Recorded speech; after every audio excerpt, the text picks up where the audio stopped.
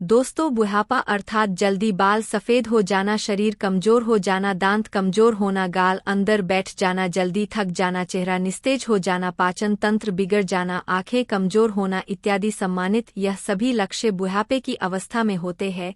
लेकिन अब ऐसा नहीं है। जवानी के दिनों में भी काफ़ी युवा इन बुढ़ापे का शिकार हो जाते हैं। तो आइए इसी बात को हम एक बौद्ध कहानी से समझते हैं। तो चलिए आज की कहानी को प्रारंभ करते हैं।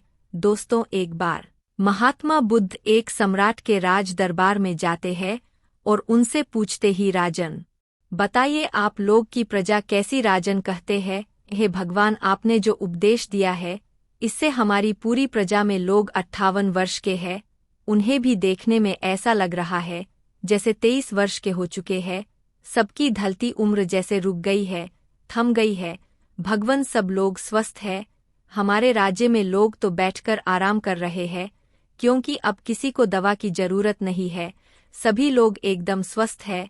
हमारी प्रजा बहुत ही खुश है। दोस्तों, आज की कहानी बहुत ही ज्ञानवर्धक है, इसलिए इस कहानी को अंत तक अवश्य सुनिए। इस कहानी से आप यह जान पाएंगे कि कम उम्र में ही हापा क्यों आता है।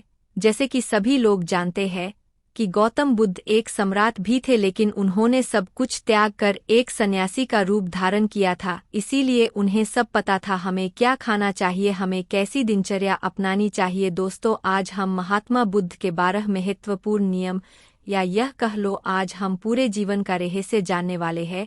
इसलिए आप सबसे विनम्र निवेदन है कि पूरी कहानी को ध्यानपूर्वक सुने और इन 11 बातों को सुनकर अपने जीवन में उतार लीजिए। यदि आप इन बार उपदेशों को अपने जीवन में उतार लेते हैं तो आप अवश्य ही कभी बीमार नहीं होंगे और आपका बुढ़ापा आपको छू भी नहीं पाएगा। दोस्तों, इसे हम एक कहानी के माध्यम से समझते हैं, जिससे हर एक बात आपके दिमाग में बैठ जाए और उसे आप जीवन में अपने उतार सके। तो चलिए कहानी को शुरू करते हैं।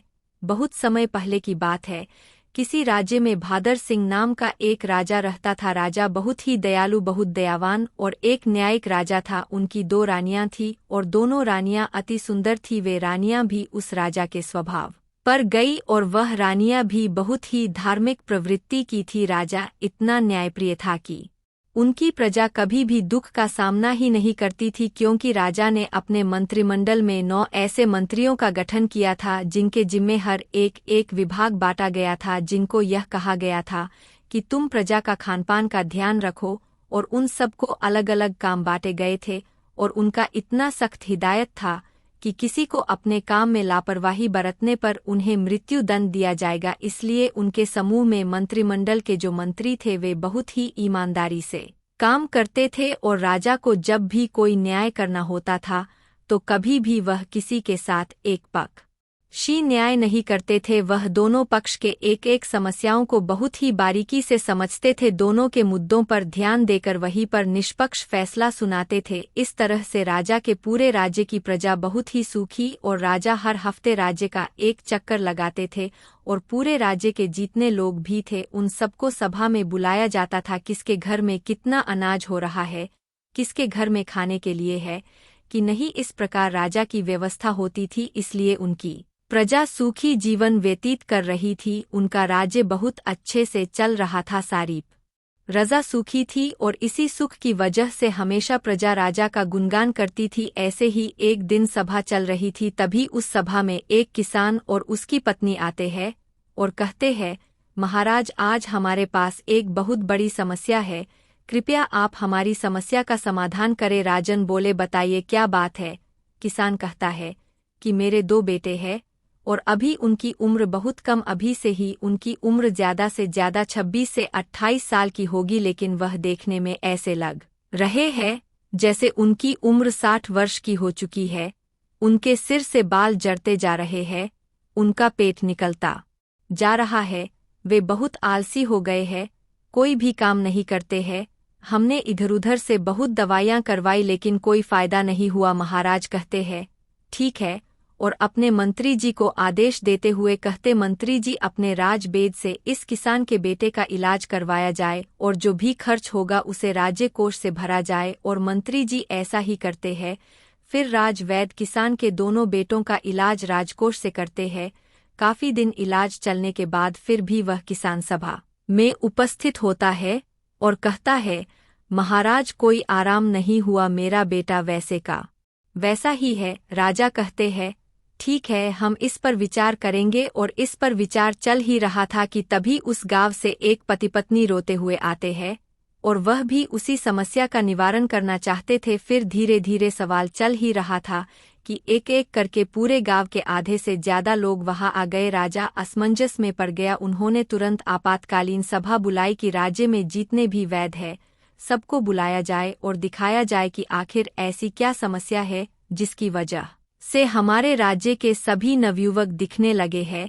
इस समस्या पर पूरा शोध किया जाए। राजा का यह सख्त आदेश था कि जल्द से जल्द इस पर कार्रवाई किया जाए और पूरे राज्य में छानबीन की जाए। सभी का घर घर जाकर पता लगाया जाए कि इसका कारण क्या है।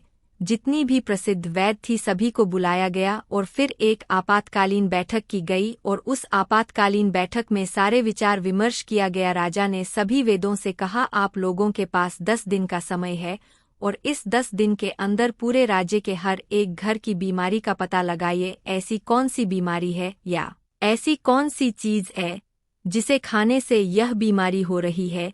राजा ने कहा कि जो भी राज्य में इस बीमारी का सही सटीक पता लगाएगा उस राज वैद्य को उचित पुरस्कार के रूप में एक राज दे दूंगा। अब सारे वैद्य एकदम से एक तल्लीन होकर जुट गए और घर घर जाकर रात दिन एक एक करके पूरा 10 दिन छानबीन की। फिर वे एक दिन जब राज्य की सभा लगती है तो उस राज्य में सारे राज्य वैद्य और पूरे राज्य के लोग इकट्ठा होते हैं।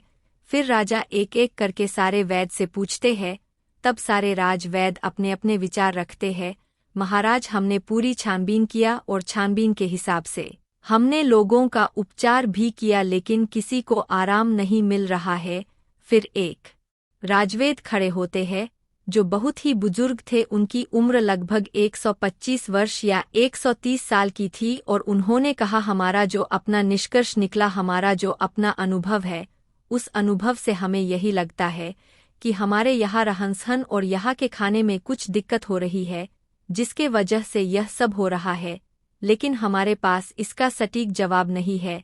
राजा उस बुजुर्ग राज वैद्य की बात सुनकर वह राजा असमंजस में पड़ जाते हैं कि 130 साल के बुजुर्ग यह बात बता रहे हैं।